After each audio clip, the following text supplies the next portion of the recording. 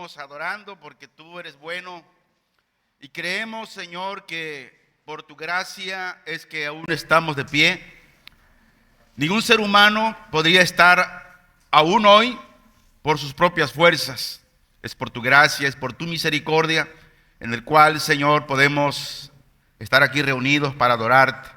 Así también con tu pueblo en toda la tierra, Señor, algunos ya se han reunido para adorarte como una iglesia, como un remanente en esos lugares. En otros lugares están a punto de reunirse, Señor, y hoy nosotros lo estamos haciendo, Señor, y lo hacemos para tu honra y para tu gloria. Ahora rogamos, Señor, que la palabra que hoy será expuesta, Señor, a nuestras vidas, el Espíritu Santo esté obrando en cada corazón, en cada área de cada vida, Señor. Yo te ruego por aquellos que tienen la oportunidad, Señor, de podernos mirar, escuchar a través de estos medios, Señor, de la tecnología. Te honramos y rogamos también por ellos que tú los bendigas, que tú los guardes, los fortalezcas, Señor, y una palabra para ellos hoy en esta mañana de parte del Dios Todopoderoso. En el nombre de Jesús, amén. Abra su Biblia en el libro de los Hechos, en el capítulo 20, versículo 27. Y la bendita palabra de Dios se lee así, en el nombre de nuestro Señor Jesucristo: porque no he rehuido anunciaros todo el consejo de Dios. Y quiero detenerme un poco ahí, cuando aquí el escritor, que es Lucas, dice y manifiesta, dice, porque él no se ha rehusado a anunciar todo el consejo de Dios. Hoy en estos tiempos necesitamos que no se rehúse el predicador a dar el consejo de Dios. Hoy necesitamos menos gritos en las congregaciones. Hoy necesitamos menos gritos en los púlpitos y más palabra clara, que es la palabra de Dios. ¿Cuántos lo creen? Amén. Y el propósito del estudio de hoy es llevarnos a conocer que la gracia de Dios es un acto, es una bondad de Él a favor de todos los pecadores. Y que por la gracia de Dios, como decíamos, es que estamos aquí. Sin su gracia, yo creo que estaríamos, tal vez ya ni existiéramos. Pero gracias a Él en su misericordia, Él puso su mirada en cada uno de nosotros. Muchos, cuando yo les he predicado sobre el Evangelio, la pregunta que me hacen, ¿qué es el Evangelio? ¿Por qué se preocupa uno tanto de hablar, de predicar el Evangelio? Y el Evangelio, bueno, la Biblia dice que es un informe que viene del cielo. Y por lo tanto, que es un informe que viene del cielo, es necesario que sea creído, que se crea, en el cual podemos confiar para salvación. Porque ese es el propósito del Evangelio, las buenas nuevas de salvación. Y el tema del informe del creyente, de lo que hemos estado hablando, dice que esto es un designio del amor de Dios. Usted y yo, como creyentes en Cristo, existimos porque Dios así lo designó. Porque Dios dice que Él nos escogió desde antes de la fundación del mundo. El designio del amor de Dios, dice, es para salvación de todos los pecadores. La carta a 2 Timoteo, en el capítulo 1, versículo 9 y 10, dice aquí: quien nos salvó y llamó con llamamiento santo, conforme, dice, no conforme a nuestras obras. ¿Por qué? Porque nuestras obras eran malas, sino según el propósito suyo y la gracia. Diga conmigo, la gracia de Dios. Que esa gracia que nos fue dada en Cristo Jesús antes de los tiempos de los siglos, antes que el mundo fuera creado, antes que lo que existe existiera, dice que Dios nos llamó con un llamamiento santo, y que en esa gracia que ahora nos es dada en su Hijo Jesús, antes de los tiempos de los siglos. Entonces, Dios es grande, Dios es amor. Y por ese amor que Dios tiene al hombre pecador, dice la Biblia que Dios eliminó la muerte mediante la cruz. Por eso nosotros aquí como punto de gracia creemos, ¿verdad?, que la cruz es el punto de gracia donde Dios dio su vida por el pecador, sin merecer la vida eterna. Pero todo pecador que viene a Cristo arrepentido, dice que Dios le elimina esa muerte eterna. Entonces, Dios envía a su Hijo, y su Hijo elimina la muerte mediante la cruz. ¿Por qué? Porque la gente todavía muere. Hay mucha gente que está muerta espiritualmente. Pero Jesús lo que hizo fue derramar su sangre. Y por medio de ese derramamiento de sangre, la muerte fue quitada, el aguijón fue quitado para el creyente. Ciertamente, como seres humanos naturales, un día vamos a morir, si es que Cristo no viene antes. Pero la Biblia habla de una segunda muerte, que es la muerte espiritual. Y esa muerte es una muerte que la Biblia nos dice que es una condenación eterna y que es el infierno. Y que la palabra infierno a muchos les da miedo. Pero es importante resaltar que precisamente Dios envió a Jesús para sacarnos de ahí, para salvarnos de ese lugar de tormento, donde multitudes en este mismo momento están cayendo ahí. Entonces, ahora Cristo dice que ha traído la luz, ha traído la vida, ha traído la inmortalidad, es decir, la condición de que nunca vas a morir una vez, hablando espiritualmente, una vez que tú eres salvo. Por eso hacemos mucho énfasis en este lugar, la importancia que el ser humano oiga, escuche. ¿Por qué? Porque cuando el día que muera, y si esa persona muere sin Cristo en su corazón, la Biblia dice que su lugar es el tormento, es el infierno, es el lugar donde están yendo todos aquellos que aún escuchando el Evangelio, que en muchos tiempos estuvieron en un lugar como este, pero venían porque alguien lo invitaba, porque no quería que su esposa se sintiera mal, o bueno, porque para que mi hijo no se descarríe mientras él está descarriado. Y cuando llegue ese momento de juicio, Dios le va a recordar, le va a decir, mira, acuérdate que tú ibas a la congregación Punto de Gracia y ahí escuchaste un mensaje sobre mi gracia, donde mi siervo estuvo hablando, pero tú ignoraste. Y aunque esa persona quiera arrepentirse estando ahí, ya no se puede. El tiempo es hoy. Dice el versículo 10, pero ahora ha sido manifestada por la aparición de nuestro Señor Jesucristo, el cual quitó la muerte y sacó a la luz la vida y la inmortalidad por el Evangelio.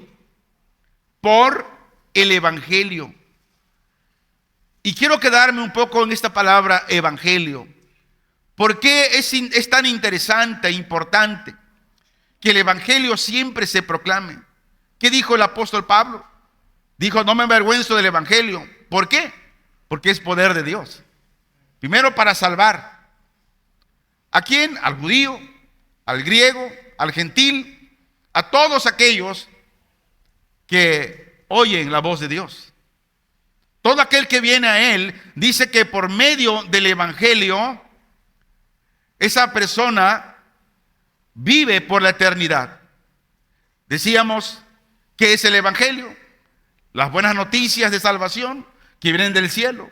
Pero también el evangelio, la Biblia lo describe como un acto de gracia y bondad de Dios a favor de todos los pecadores, que por medio del cual el evangelio fue anunciado que su Hijo iba a venir como Salvador y dar vida eterna. Por años los profetas hablaron de parte de Dios que iba a venir un Salvador. Isaías capítulo 9, versículo 6 dice: porque un niño nos es nacido, hijo nos es dado, y el principado sobre su hombro, y se llamará su nombre Admirable Consejero, Dios fuerte, Padre eterno, Príncipe de paz. Y primera de Juan 5:11 dice: y este es el testimonio que Dios nos ha dado, vida eterna. Y esta vida está ¿en dónde? En su Hijo Jesús. Vea lo que el propósito de la gracia. La gracia es darnos vida eterna, y esa vida eterna está en Cristo Jesús.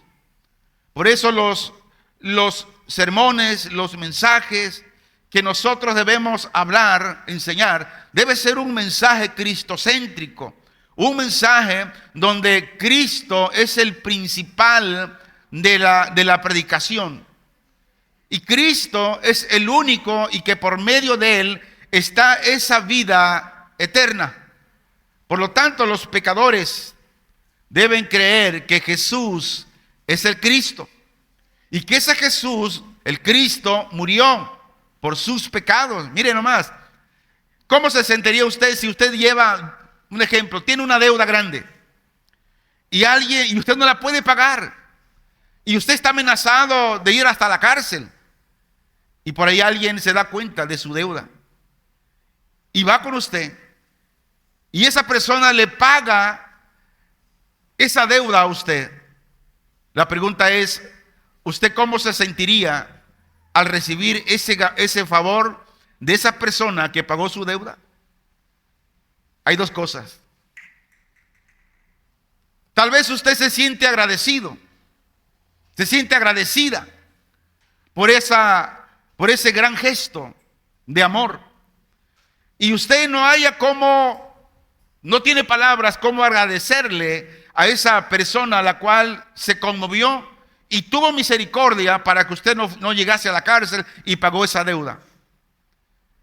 Y usted puede decir tal vez, bueno, dígame qué puedo hacer por usted, dígame qué le puede servir. Hasta ahí puede llegar a hacerlo. Pero el otro lado, tal vez, por un momento usted dice, muchas gracias, porque me libraste de lo que me iba a pasar. Pero en poco tiempo usted se olvida de ese gran amor que esa persona hizo por usted, pagar esa deuda para que usted no fuera a la cárcel. Lo mismo sucede hoy en estos tiempos. Cristo pagó la deuda, Él vino, Él dijo consumado es, está todo pagado. Pero ¿qué sucede? Muchas veces nos olvidamos de esa gran deuda que nosotros no podíamos pagar, ese precio por el pecado. Sin embargo, Cristo lo hizo, y Él vino y dio su vida, y ahora el pecador que viene a Cristo, que se allega a Él, puede ser salvo. Y cuando ese pecador viene al Señor, el Señor lo trae a Él, la persona oye el Evangelio. ¿Qué sucede? Esa persona dice, nace de nuevo, y ahora forma parte de la familia de Dios. Dice, este es el testimonio que Dios ha dado vida eterna, y esta vida está en su Hijo. Por esta razón decimos que Dios ha dado vida eterna a los hombres. Pero a todos los hombres no. Solamente aquellos que están viniendo a través de la fe en Cristo Jesús y son guiados a la gracia, son los únicos que tienen vida eterna. ¿Por qué tienen vida eterna? Porque han recibido a su Hijo Jesús.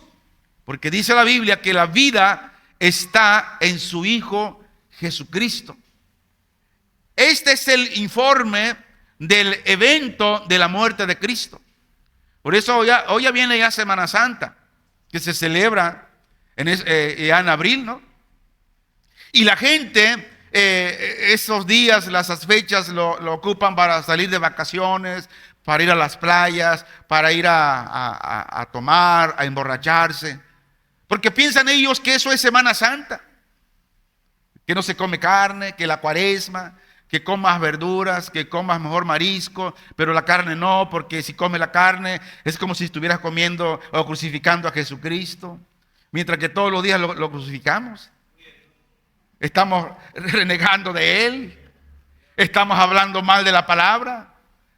Se anda chismorreando por ahí, levantando falso testimonio al prójimo. Se anda robando, se anda, etcétera, etcétera. Pero vamos a celebrar la muerte y resurrección de Cristo.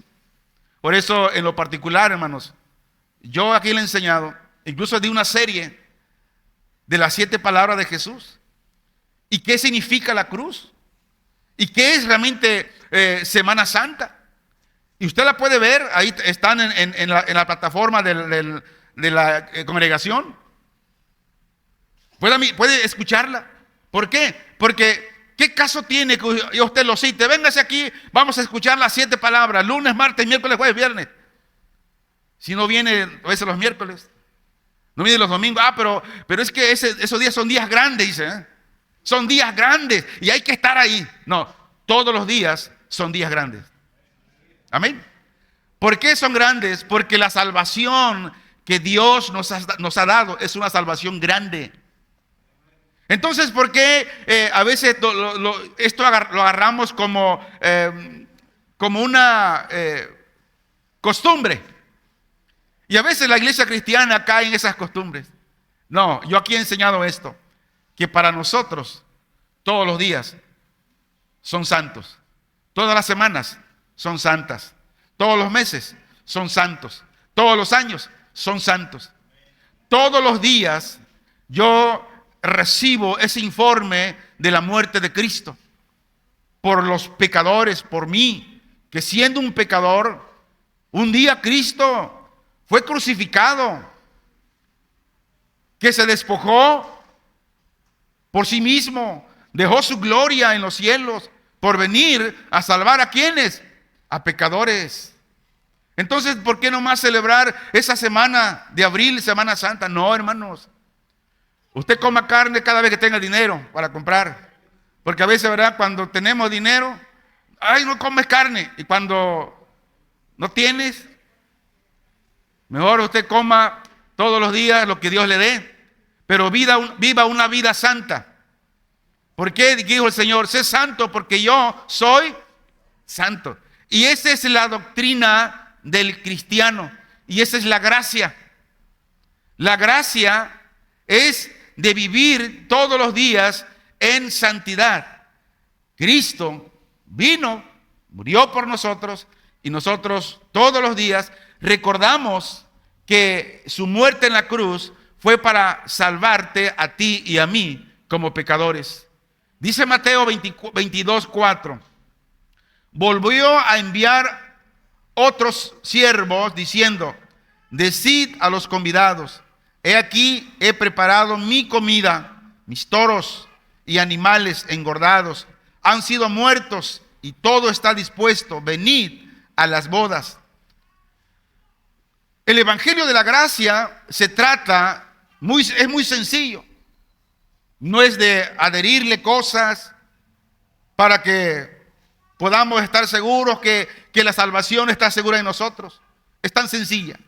Solamente tenemos que estar dispuestos a venir a Él. La Biblia habla de unas bodas, que ya lo he predicado en varias ocasiones. Pero Él dice que hace una invitación. Y ahora Él nos ha enviado a nosotros. ¿A qué? A que salgamos. ¿Por qué? Porque hay un banquete ya preparado. Dice: mis toros y animales engordados han sido muertos y todo está dispuesto, venid a las bodas. Ahora, claro, esto es algo simbólico, ¿verdad? De los toros. No piense que en el cielo hay toros y están engordando ahí los toros, no. Sino es una simbología. Entonces la pregunta aquí es la siguiente. Aunque salimos y predicamos el evangelio, la pregunta es, ¿responden todos a la gracia y bondad de Dios? La respuesta es no. No todos. ¿Por qué? Oiga esto. La gracia eterna e inmerecida de la elección es el testimonio explícito de las Escrituras que dice de que no todos, sino solamente algunos son elegidos. Y es donde muchos se le atora la carreta cuando la Biblia dice que no todos responden a la gracia, no todos responden a la bondad de Dios, porque la Biblia dice que solamente algunos son elegidos. A propósito, quiero devolver lo que pedí prestado la semana pasada. A ver, la Ujier. Sí, porque me decía, ay, pastor, se quedó con el dinero. No, tenga, hermana, yo lo pedí prestado porque quise poner ese ejemplo.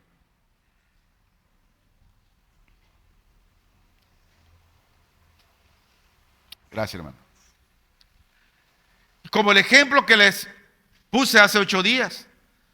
Dios, que Él es dueño de la gracia, y decíamos que Él puede elegir a quien Él quiera. Como el ejemplo que poníamos ayer, yo con mi dinero, yo puedo dárselo a quien yo quiera, a quien a mí me plazca el deseo de darlo, ¿verdad? Y tal vez habría inconformidad. ¿Y por qué a nosotros no? Pues de eso se trata la enseñanza, ¿no? De eso se trata. De que Dios puede hacer lo que Él quiera con Él. Y es donde muchos, incluso cristianos, se les atora la carreta y dice, bueno, pero ¿por qué Dios? ¿No sé, Dios es injusto? No. Yo no soy injusto con lo que es mío. Yo puedo darlo a quien yo quiera dárselo. Así Dios. Entonces, dice la Biblia que no todos responden a la gracia y bondad de Dios, sino aquellos elegidos. Mientras que otros, ¿qué pasa con aquellos?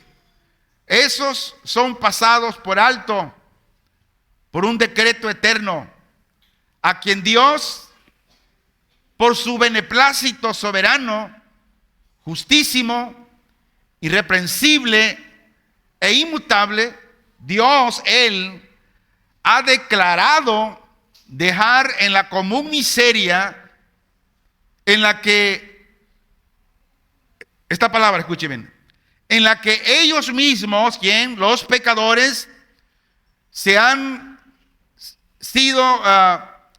sumido obstinadamente en el pecado. ¿Por qué razón? Ciertamente Dios eligió a unos, pero eso no significa que condenó a otros, porque la Biblia no habla de eso, que Dios condena a alguien. Un ejemplo. Si el hombre es violador, y la primera no lo agarraron, pero ya tiene una culpa, que es que violador. Y como ya tiene esa costumbre de violar, al rato hace otra violación. ¿Ok? Llega el momento que hay una demanda judicial por la atrocidad que esta persona cometió. Él dirá, bueno, mira, pues yo soy listo, no me ha pasado nada y me cuido, y yo sé que nunca voy a caer ahí. Pero resulta lo que la Biblia dice, que todo pecado tiene una consecuencia, y la paga del pecado es ¿qué? La muerte. Llegará el momento que a ese violador va a caer en manos de la justicia, tarde o temprano. Ahora, ¿quién es el responsable de esa persona que es violador? ¿Es Dios o es él? Es él. Y por esa situación que él ha estado cometiendo, Él pagará conforme la justicia judicial por lo que Él ha estado haciendo. Así en la gracia, así en el Evangelio. Dios eligió a unos desde antes de la fundación del mundo, pero aquellos que no son elegidos tienen la oportunidad de escuchar el Evangelio.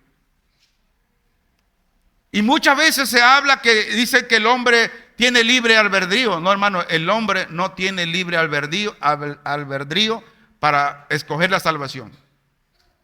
Lo que el hombre tiene es un libre pensamiento para escoger su carrera, su esposa, el esposo que va a tomar, con la que se va a casar. Pero en cuestión de la salvación, el hombre no tiene libre albedrío. Y hace mucho tiempo ya hablamos de eso, pero tal vez más adelante lo vamos a ampliar más. Porque muchos enseñan, ¿no?, de que el hombre sí dice, el hombre puede decidir cuándo ser salvo. La Biblia no dice eso. Pero es una enseñanza que se ha arraigado en muchas congregaciones cristianas. Y lo enseñan así, y así lo creen por años. No, para la salvación dice, el hombre no puede venir por su propio albedrío porque no lo tiene. El hombre no puede venir a Dios si Dios no lo trae. Es lo que dice la Biblia. Entonces,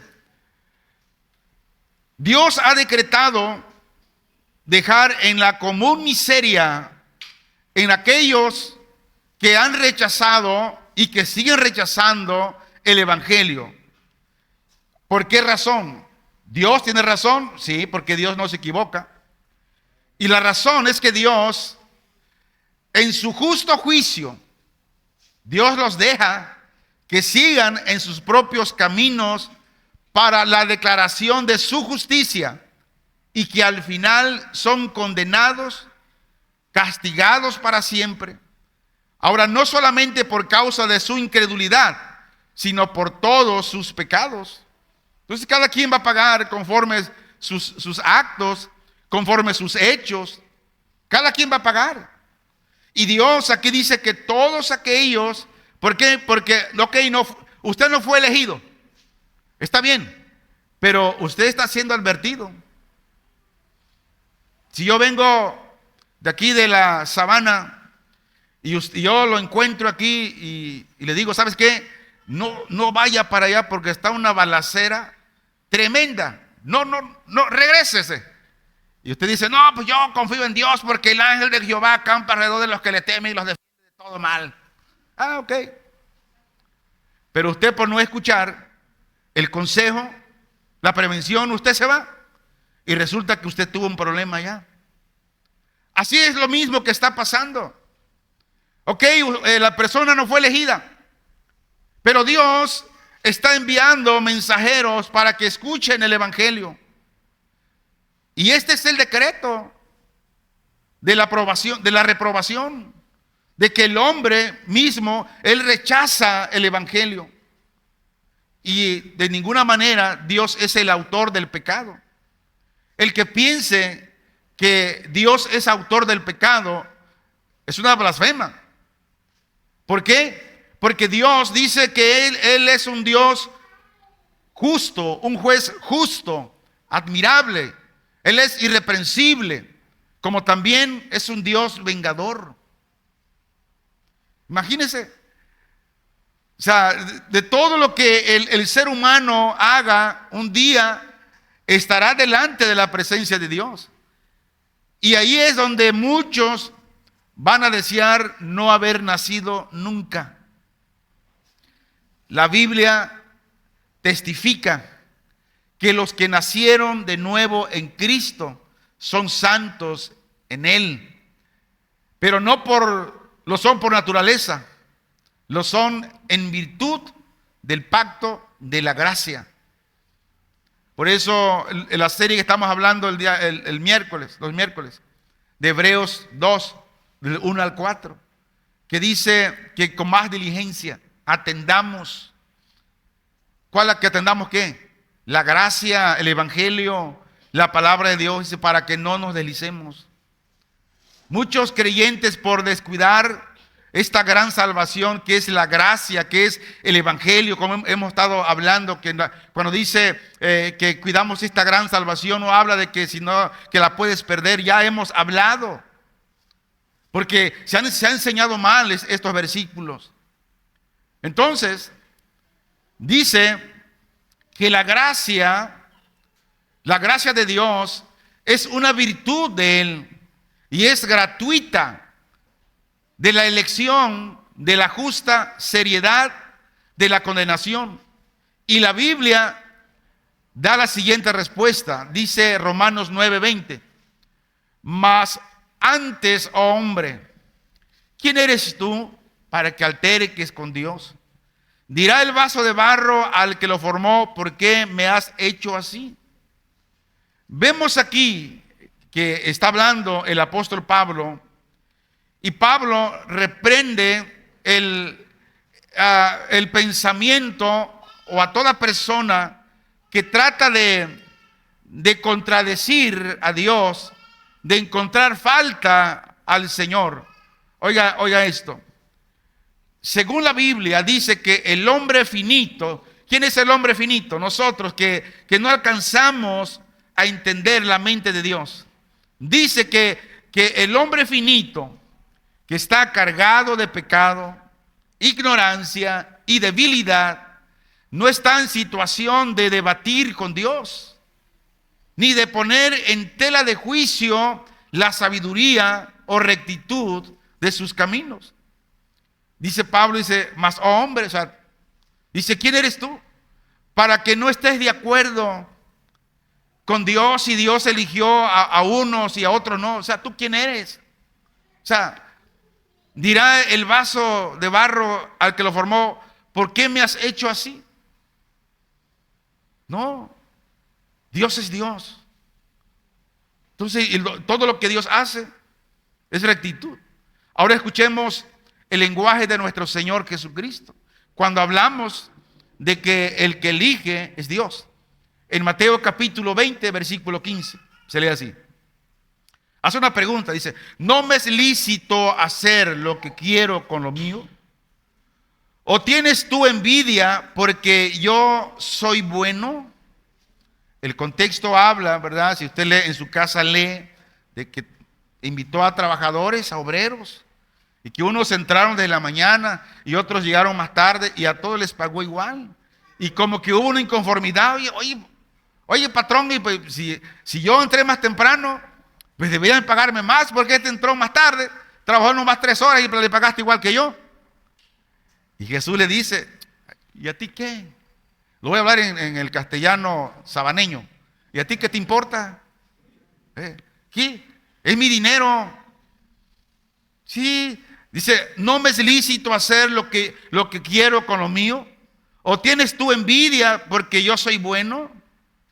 Entonces la elección aquí es que Dios es soberano y Él puede hacer lo que le plazca, y aquello que le plazca será equitativo, recto, justo, íntegro y razonable, porque Dios nunca se va a equivocar.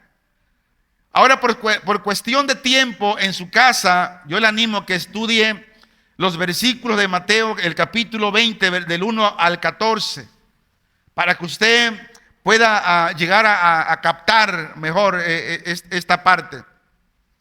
Y este contexto, el versículo 15 dice: ¿o tienes tú envidia porque yo soy bueno?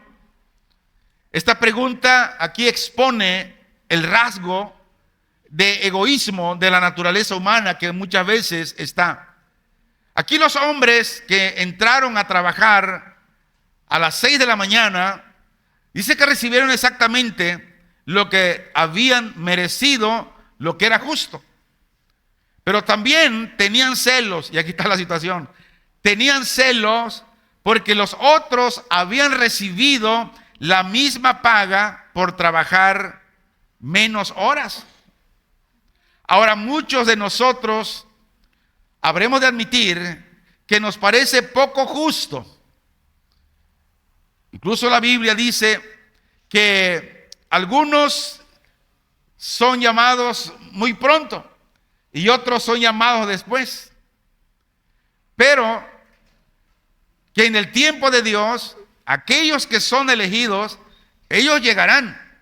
Ahora, ¿cómo llegarán? Tal vez lleguen maltratados, golpeados, porque también a veces, ¿cuántas veces nosotros, siendo escogidos de Dios, tardamos un buen tiempo para recibir al Señor? Ya hasta que el Señor definitivamente usó un marro de 50 libras que nos dejó así, ahora sí, solamente Dios. Pero Dios actúa. Y entonces, Dios dice que Él es el que elige. Ahora, la mente del hombre es una mente finita. Por lo tanto, no puede comprender las profundidades de Dios. Por eso aquí yo le doy este consejo. Cuando usted se meta a escudriñar la Escritura, pida dirección al Espíritu Santo, que le hable. Y cuando haya algo que no alcance a entender, quédese ahí. No salte a otro versículo, no, quédese ahí. Y dígale al Señor, Señor, dime, ¿de qué estás hablando aquí? Y el Señor, mire, y si usted es guiado por el Señor, lo llevará a expandirse, a escudriñar la Escritura. Y va a llegar el tiempo, el momento en que habrá luz en su mente y en su corazón de lo que usted no entendía. Ahora, pero si hay cosas que la Biblia dice que Dios no le es de su placer revelárnoslas en este tiempo. Y si Dios no la revela, entonces quédese ahí, no trate de ponerle o de quitarle, porque ese es el problema. Es cuando ya entran los pensamientos de hombres, costumbres, y es donde ya empezamos mal. La mente de Dios es infinita. Romanos 11, 33 al 36 dice: oh profundidad de las riquezas, de la sabiduría y de la ciencia de Dios, cuán insondables son sus juicios e inescrutables sus caminos. Porque ¿quién entendió la mente del Señor? ¿O quién fue su consejero? ¿O quién le dio a él primero para que le fuese recompensado? Porque de él y para él son las cosas. A él sea la gloria por los siglos de los siglos. Amén. Pablo aquí ha expuesto el maravilloso plan de salvación por el que un Dios justo puede salvar a pecadores impíos y seguir siendo justo en ellos. Y el apóstol nos muestra de cómo la obra de Cristo dio más gloria a Dios y bendición a los hombres que lo que perdió Adán por su pecado. Una pregunta, no me lo diga, solamente usted y el Señor. ¿Cuántos en esta semana comieron de la palabra de Dios? No levante su mano. Ese es entre usted y Dios. ¿Cuánto tiempo usted le dio al evangelio? ¿O no le puso cuidado a la gran salvación que Dios le dio? ¿Qué tiempo se pasó en comunión con el Señor? Mire, si usted no agarra la Biblia como su guía, usted se puede deslizar. Porque solamente la Biblia nos explica de cómo la gracia produce una vida santa de una forma que la ley jamás podría hacer. Watson, un hombre del siglo pasado, un gran teólogo, decía que los gobiernos deben tener la Biblia como la guía. Todos los gobiernos. Porque sin la Biblia los gobiernos serán gobiernos corruptos. Sin la Biblia los gobiernos serán gobiernos sin compasión. Sin la Biblia serán gobiernos tiranos. Imagínense. Por eso es recomendable que en la casa no solamente tenga la Biblia, porque todos los cristianos tenemos una Biblia, pero no todos los cristianos estudian la Biblia. ¿Estamos de acuerdo? Aunque no lo esté. La Biblia sí lo dice. Por eso Hebreos escribió que hay que poner diligencia a las Escrituras, porque si no ponemos diligencia podemos resbalarnos, desviarnos. Entonces, si no agarramos la Biblia, si no estudiamos la Biblia, ¿cómo vamos a conocer la gracia? ¿Cómo se va a producir vida santa si no estudiamos la palabra? La gracia ha sido la inquebrantable cadena del propósito de Dios desde la presencia hasta el final de la glorificación, la gracia. Y quiero poner un ejemplo. Por ejemplo, mire, muchas veces hablamos que la fe es la que nos lleva a la gracia, y es verdad. Pero muchas veces decimos, yo tengo mucha fe, pero esa fe está mal canalizada. La gracia, ¿cómo podemos describir la gracia? Mire, la fe por sí sola no puede hacer nada.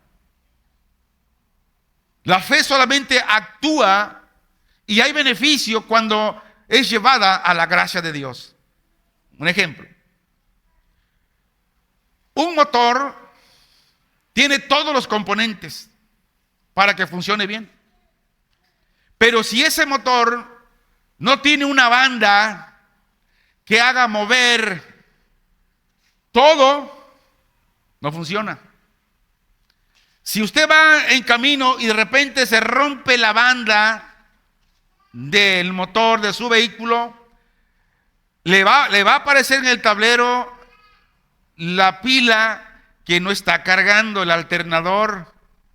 La dirección va a estar dura. Eso le está hablando de una señal que algo está mal ahí. Usted lleva el vehículo. Muy bien. La gracia es así. La gracia es la banda que hace que mueva tu fe. La gracia. Porque puedes tener fe. Pero si esa fe no está en la gracia, esa fe puede ser, como decíamos hace 8 días, puede ser una fe que es como la fe que tienen los demonios, que creen en Dios, pero hasta ahí nada más. Y la gracia ha expuesto lo que es la doctrina de la elección soberana y coordinada con la doctrina de la responsabilidad humana. Hay una responsabilidad en el ser humano también. Dice, oh profundidad de las riquezas, de la sabiduría y del conocimiento de Dios. Él es rico, o sea, Dios es rico en misericordia, en amor, gracia, fidelidad, poder y bondad. La sabiduría de Dios se describe como una sabiduría infinita, inescrutable, impenetrable, es indescifrable e invencible, insuperable. O sea, ¿qué de mal le podemos encontrar o qué pero le podemos encontrar a la sabiduría de Dios? Nada. Ahora el conocimiento de Dios. Dice que Él es un Dios omnisciente. ¿Qué significa? Que Él lo sabe todo. Él sabe lo que usted está pensando de la palabra hoy en este momento. Él sabe lo que usted va pensando que vas a hacer después. Dios sabe todo. Él conoce todo lo posible, conoce todo lo real, conoce todos los acontecimientos, todas las criaturas. Él conoce el pasado, Él conoce el presente y el futuro. La Biblia dice que las decisiones de Dios son inescrutables. En otras palabras, son demasiado profundas para que las mentes mortales podamos comprenderlas plenamente. Hermanos, mire, no podemos. Los caminos mediante los que disponen la creación, la historia, la redención, la disposición, están más allá de nuestra limitada comprensión. A veces, voy a decir esto, a veces, hermanos, como le dijo Jesús a Nicodemos, si lo carnal, lo material, no lo sabes comprender, ¿cómo vas a entender lo espiritual? Romanos 11:34, porque quién entendió la mente del Señor, o quién fue su consejero. Ningún ser creado puede conocer la mente del Señor, excepto hasta allá donde decide Él revelarse, como decía hace un momento. E incluso, y cuando Él se decide revelarse, dijo el apóstol Pablo, vemos a través de un espejo oscuramente. ¿Por qué? Porque nadie tiene la capacidad de aconsejar a Dios. Es más, Dios no necesita nuestro consejo, ni tampoco le sería de provecho. Por eso Dios, el predicador no debe de preocuparse por lo que dicen los hombres, a menos que ese pastor esté puesto por el hombre. ¿Qué sucede cuando alguien es puesto por el hombre?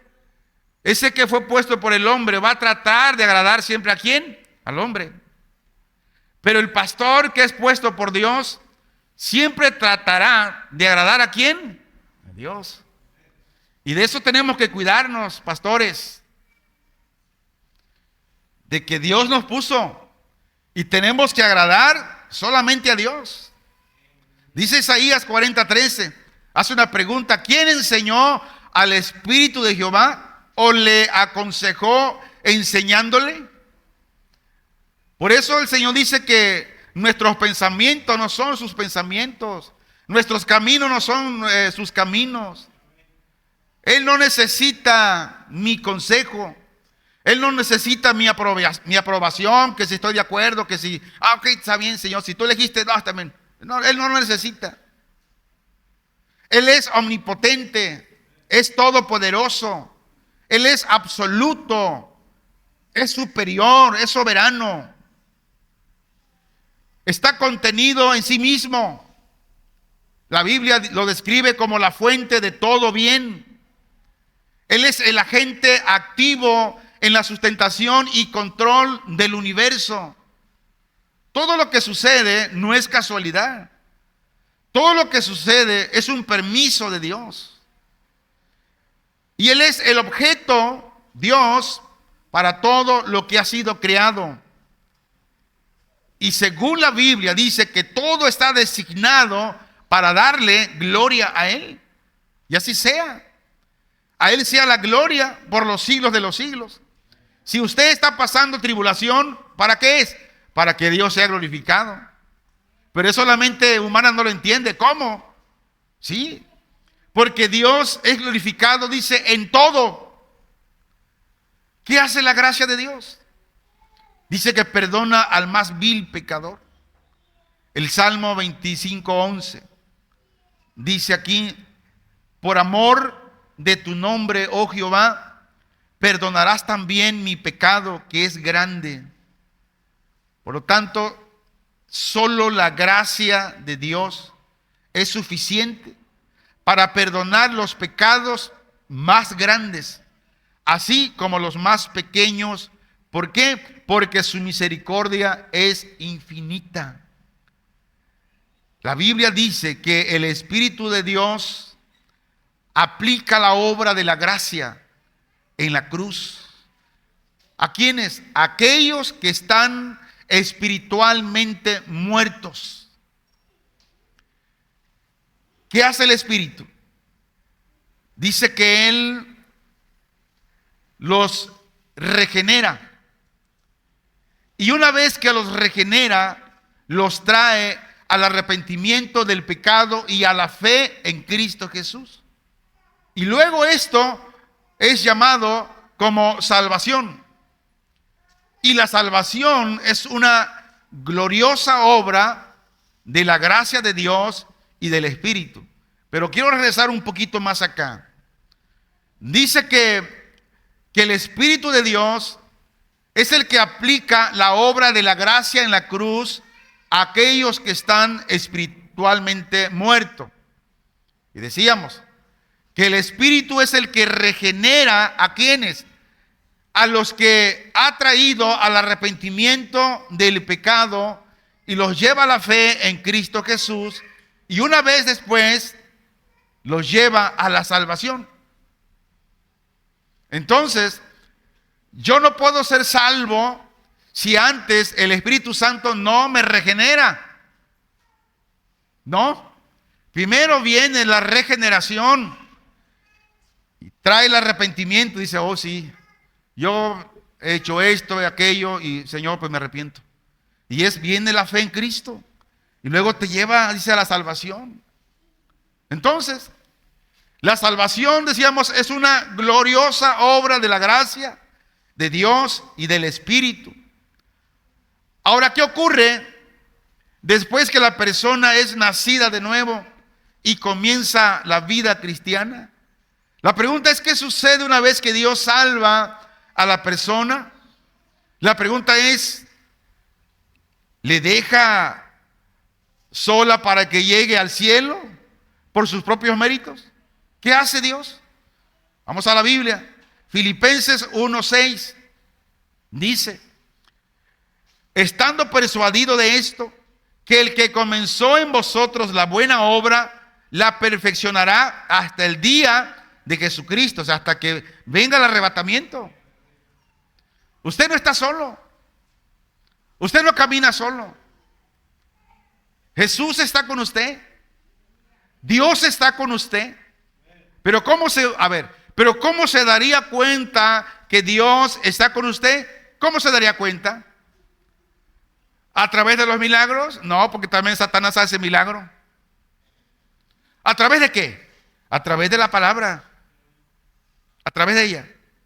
Por eso el Señor habló al pueblo judío en el antiguo pacto que se ataran la ley en sus frentes, en sus manos, para que siempre caminaran acordándose de ella. Cada vez que se veían el brazalete, lo que se ponían aquí, ellos tenían que ir a la ley, recordar la palabra. Así nosotros tenemos la Biblia. Y es la Biblia, la palabra de Dios, la que nos va perfeccionando día a día hasta que Cristo venga a levantar a su pueblo. Entonces la vida cristiana se comienza en gracia por el Espíritu soberano de Dios y continúa de la misma manera. Por eso yo no estoy de acuerdo con aquellos que dicen, no, pues salvo siempre salvo, entonces yo puedo seguir pecando. No, no es así. Usted no ha entendido la doctrina de la gracia. Que porque si Dios me eligió, entonces voy a seguir pecando. No, Señor. No, mi negro, usted está mal. No, la doctrina de la gracia se trata de que el Espíritu Santo te empieza regenerando y sigue regenerando hasta el día en que Cristo venga a llevarte. De eso se trata. Ahora, esto no quiere decir que no hay actividad para el creyente. Si, bueno, entonces yo estoy en la gracia, entonces yo no voy a hacer nada. No.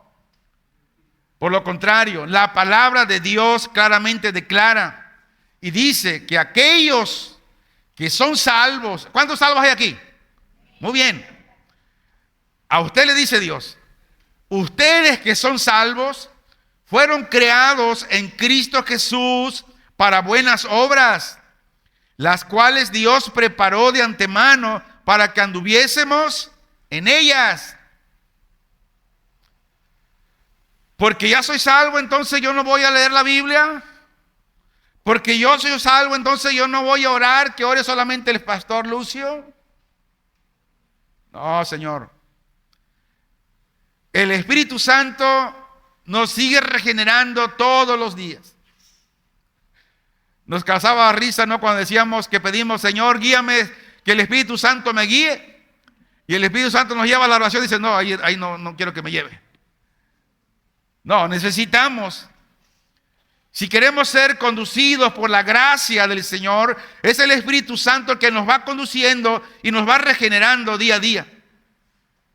Hablando de la muerte de Cristo y la redención de los hombres por medio de ella, Dios no es solo supremamente misericordioso, sino la Biblia dice que también es supremo y justo, y que su justicia requiere, como Él se ha revelado en su palabra, honrarlo, honrar su palabra, que nuestros pecados cometidos en contra de su infinita majestad sean castigados, y no solamente con castigos temporales, sino también eternos, tanto en cuerpo y alma, de los cuales no podemos escaparnos a menos que se haga una satisfacción a la justicia.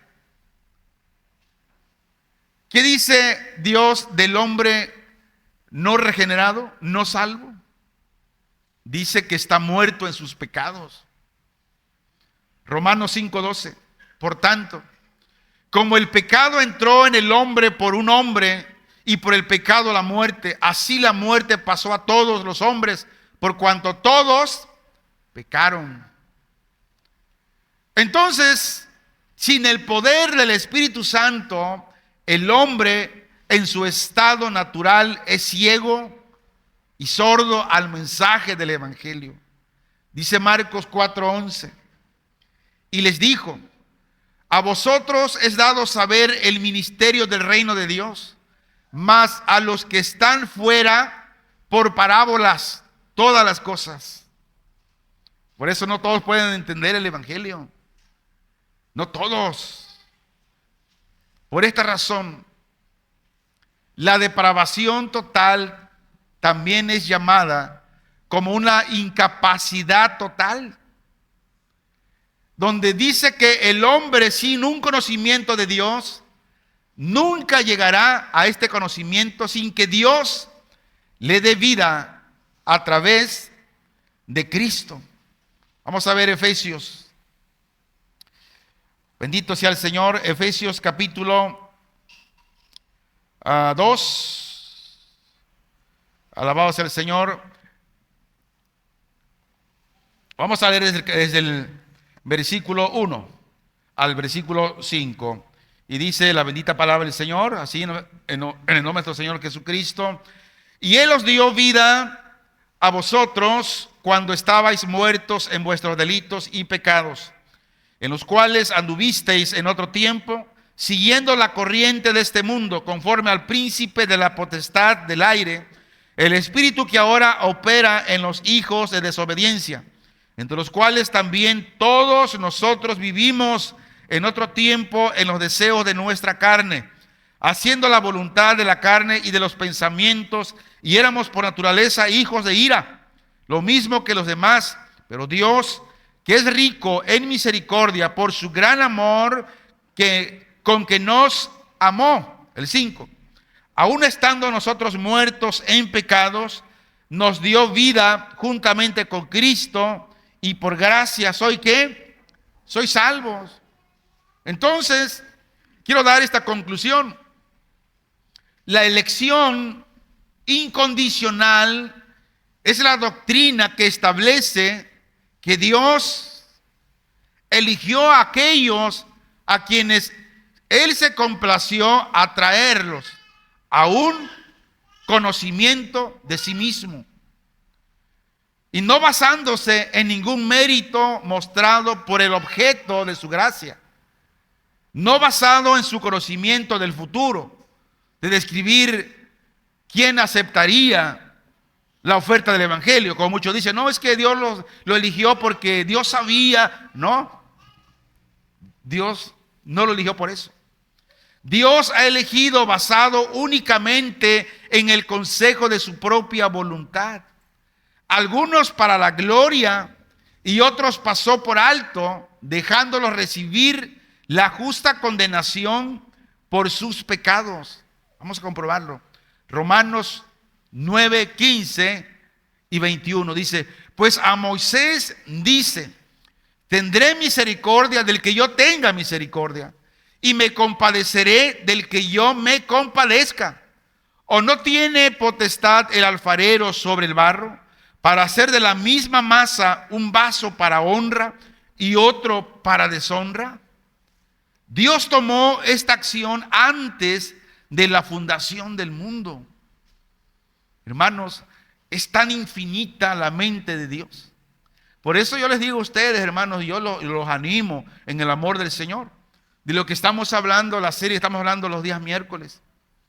De que pongamos esa atención a la palabra del Señor. No sea que nos deslicemos. Porque muchas veces cuando nos alejamos de venir a la congregación, cuando no le damos importancia a la reunión de oración, cuando no le damos importancia el evangelizar, cuando no le damos importancia a ayunar, Señor, voy a ayunar porque estoy agradecido contigo y lo hago como una ofrenda, como una adoración, no como un sacrificio para que me des algo, no. Cuando nosotros no tomamos en serio la lectura de la palabra de Dios, podemos deslizarnos. Y Dios dice que Él te ha elegido. Ahora, ¿y cuál es la consecuencia de un desliz? La consecuencia, hermanos, es que viene la disciplina. Aún usted como hijo de Dios, vendrá la disciplina en usted. ¿Y qué hará? ¿Y qué pasará? Vas a pasar por muchos problemas. Termino citando Efesios 1,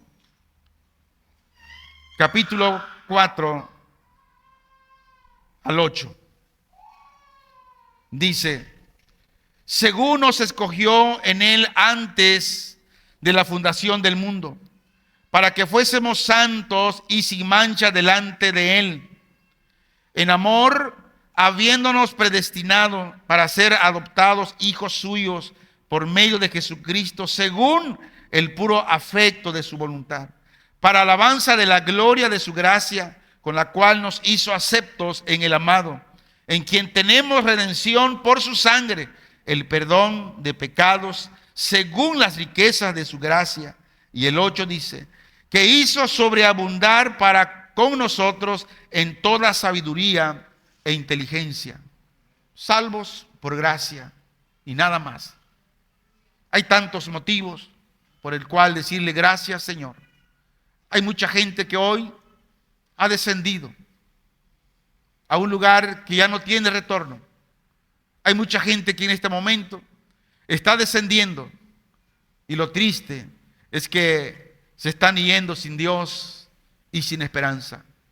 Y nosotros como iglesia tenemos la responsabilidad de interceder por ellos, de clamar al Señor que Dios en su gracia, Dios los alcance, que Dios en su gracia esté atrayendo a todos aquellos que Él ha elegido y aquellos que no son elegidos, pero por la predicación del Evangelio, ellos estén llegando al camino del Señor. Oramos. Padre, te bendecimos.